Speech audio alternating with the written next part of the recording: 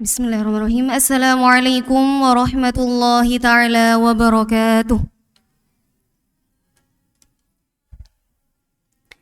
Alhamdulillah. Alhamdulillahilladzi 'allama bil qalam, 'allamal insana ma lam ya'lam.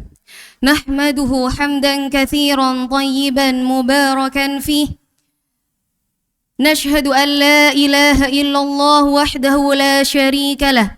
Syahadatan narju biha najata ila yaumi la yanfa'u malu wa la banun illa man atallaha biqalbin salim. Wa nashhadu anna sayyidana Muhammadan abduhu wa rasuluh alladhi akhrajan nasa minadh dhulumati ilan nur.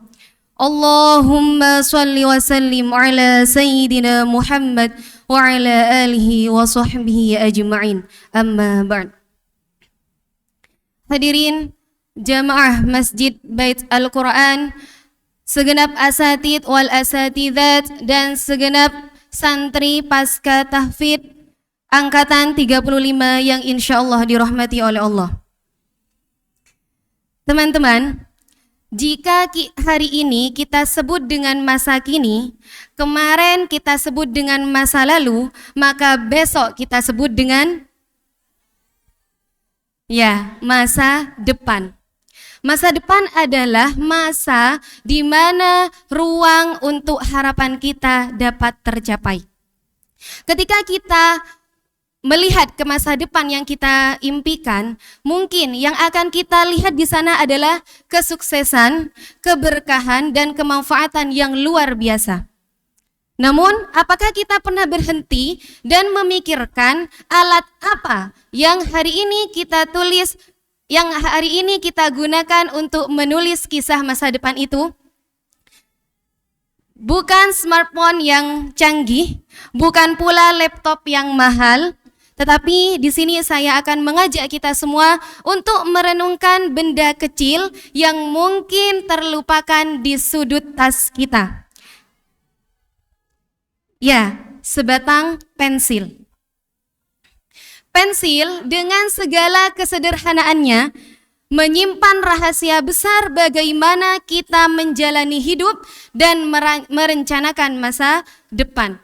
Dengan itu saya mengutip kisah motivasi filosofi pensil ini dari seorang penulis terkenal asal Brazil yang bernama Paulo Coelho, yang menyajikan cerita ini dalam bentuk kisah dialog antara seorang nenek yang sedang menulis suratnya dengan cucunya yang penasaran.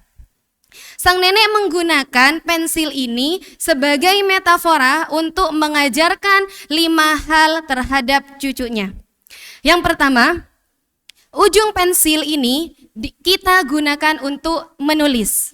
Kita menulis kehidupan, kita menulis masa depan kita, memenuhi list wishes kita dengan kesuksesan di masa depan. Teman-teman, yang ingin saya tanyakan, planning teman-teman pada tahun 2026 mendatang kira-kira apa? Nikah? Yang lain selain nikah? Gimana? Ada yang mati? Ya, mungkin nikah, ada yang menikah, ingin melanjutkan S2, dan sebagainya. Perlu kita ketahui bahwa titik takdir yang saat ini kita jalani itu tergantung bagaimana kita dulu mencapainya. Jadi ketika kita merasa bahwa takdir yang saat ini kita jalani adalah takdir yang biasa-biasa saja, berarti usaha kita dulu untuk mencapainya juga biasa-biasa saja. Jadi pertanyaannya, apakah kita juga menginginkan hal yang sama yang akan terjadi di masa depan kita? Ya, katakan tidak untuk itu. Jadi yang harus kita lakukan saat ini adalah memantaskan usaha kita hari ini dengan apa yang nanti kita impikan ke depannya. Yang kedua, pensil memiliki teman yang selalu ada untuk menghapus kesalahannya. Apa dia? Ya, penghapus. Penghapus ini selalu ada untuk menghapus bagian yang salah dari apa yang sudah ditulis oleh pensil. Ketika penghapus ini menghapus, dia kehilangan sebagian dari dirinya. Semakin lama, penghapus ini menjadi semakin kecil. Ya, pensil ini adalah kita, dan penghapus yang selalu ada untuk memperbaiki kesalahan kita adalah orang tua kita. Betapa banyak kesalahan yang kita lakukan, tetapi orang tua kita selalu ada untuk memperbaikinya. Dan semakin lama teman-teman, orang tua kita semakin tua. Ada kalanya kita sudah tidak bersama mereka lagi. Tanyakan kepada kita, sudahkah kita berbuat yang terbaik untuk mereka? Atau malah menyia-nyiakan waktu untuk hal-hal yang tidak berguna? Ya, teman-teman, kita bisa menunggu kita sukses, namun belum tentu orang tua kita bisa menunggu kita sukses. Yang ketiga, diraut untuk menjadi lebih baik. Suatu saat, pensil juga akan mengalami yang namanya kepatahan. Dari kepatahan ini tidak membuat pensil menjadi hina. Kepatahan ini tidak menjadikan pensil menjadi tidak bermanfaat lagi. Betul apa betul? Ya, pensil masih punya satu alat lagi, yaitu rautan. Ya, ketika pensil ini menjadikan rautan untuk memperbaiki kepatahan tadi, maka yang awalnya pensil ini hanya memiliki berapa ujung? Satu ujung. Ketika kita raut ujung-ujung yang patah, maka pensil akan memiliki 4 ujung yang bisa dia tulis untuk menciptakan kebaikan. Itu sama seperti kita. Kita pun juga harus menghadapi yang namanya kegagalan, kesedihan, kekecewaan. Bahkan kita suatu saat pasti akan menyalahkan Tuhan. Ya, itu harus, karena kita juga butuh yang namanya kegagalan untuk mampu memperbaiki usaha kita dan menjadikan kita menjadi lebih baik. Dan ini Allah pastikan dalam firman-Nya, Quran surah Al-Baqarah ayat 155, "Walanabluwannakum bisyai'im minal khaufi wal ju'i wa naqsim minal amwali wal anfusi wath thamarat wa basyiris shabirin." Di sini Allah sudah memastikan bahwa Allah akan memberikan kepada kita bisyai'in, sedikit saja, minal khaufi, dari rasa takut. Dalam tafsir Al-Misbah, rasa takut ini adalah keresahan hati ketika menyangkut sesuatu yang buruk atau sesuatu yang tidak menyenangkan diduga akan terjadi. Memang Allah tidak memberitahu kita kapan terjadinya hal tersebut. Nah, disitulah letak ujiannya. Biarkan ketakutan itu datang kapan saja, tetapi ketika dia sudah datang, kita siap untuk menjalaninya.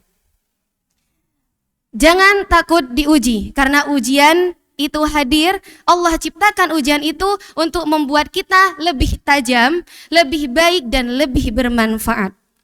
Yang keempat, yang terpenting dari sebuah pensil tadi adalah isinya atau grafitnya. Begitu juga dengan kita. Yang terpenting dari kita bukan penampilan luar saja, tetapi hati, akhlak, dan niat kita. Karena Allah tidak menilai kita dari ketakwaan, tapi menilai kita dari hati. Sebagaimana dalam hadis diriwayatkan an Abi Hurairah radhiyallahu an, qala Rasulullah sallallahu alaihi wasallam, innallaha la yanzuru ila suwarikum wala amwalikum walakin yanzuru ila qulubikum wa a'malikum. Ya, Allah di sini sudah ditegaskan bahwasanya Allah tidak melihat kepada suwarikum, dohirnya saja. Allah tidak melihat kepada penampilan kita saja, tetapi dan tidak melihat kepada amwalikum, harta kita.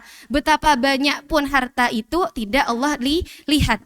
Tetapi yang Allah lihat adalah qulubikum, hati kita. Apa isi hati di dalamnya? Dan a'malikum, dan perbuatan kita. Jika perbuatan itu baik, maka Allah juga akan menilainya juga suatu kebaikan. Yang kelima atau yang terakhir, yaitu meninggalkan jejak kebaikan. Ketika pensil menorehkan tulisannya, maka dia pasti akan meninggalkan jejak. Begitu juga dengan kita. Ketika kita menjalani hidup kita, pasti kita akan meninggalkan jejak. Setiap perkataan, perbuatan kita, itu pasti akan mendapatkan balasannya. Jika perkataan dan perbuatan itu adalah suatu kebaikan, maka balasannya juga akan suatu kebaikan. Bekasnya pun juga suatu kebaikan. Dan ketika perkataan dan perbuatan itu adalah suatu keburukan, maka jejak dan balasannya juga akan suatu keburukan. Sebagaimana dalam firman-Nya, "Faman ya'mal mithqala dzarratin khairan yarah wa man ya'mal mithqala dzarratin syarran yarah." Ketika seseorang itu berbuat kebaikan walau hanya sebiji dzarrah, dia pun juga akan mendapatkan balasannya. Dan begitu juga sebaliknya, jika yang dia kerjakan adalah kejelekan yang sebiji dzarrah, maka dia juga akan mendapatkan balasannya. Maka teman-teman, mari kita jaga jejak yang akan kita tinggalkan, baik jejak kita nantinya di Pondok Pesantren Bait Al-Quran ini dan jejak dari hidup kita. Semoga Bait Al-Quran mengenang kita karena kebaikannya, dan semoga hanya kebaikanlah yang tertulis di buku amal catatan kita. Mari kita belajar dari pensil.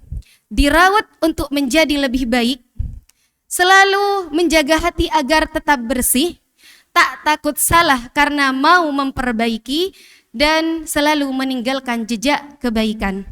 Semoga kita bisa menulis kisah hidup kita dengan tinta iman, dan kita usahakan akhir dari pengabdian kita menjadi santri di Bait Al-Quran ini, dan akhir dari hidup kita menjadi akhir yang husnul khotimah. Demikian kisah dari filosofi pensil yang kecil ini, semoga menjadi lentera di gelapnya sunyi. Dan jangan takut salah, karena kesalahan itu sedia ada dan sedia untuk dihapus dan dirubah. Biarkan tangan ilahi terus menuntun langkah. Terimalah raut derita dengan tanpa goyah, karena kesalahan hadir bisa dihapus dan dirubah, karena sejatinya lahir di lubuk hati yang paling megah. Maka mari kita tulis kebaikan di sepanjang masa, agar hidup kita abadi, indah, dan tiada sia-sia. Jika kita mencari kepingan surga yang Allah turunkan di buminya, maka Bait Al-Quranlah tempatnya. Sekian, afamini, wassalamualaikum warahmatullahi wabarakatuh.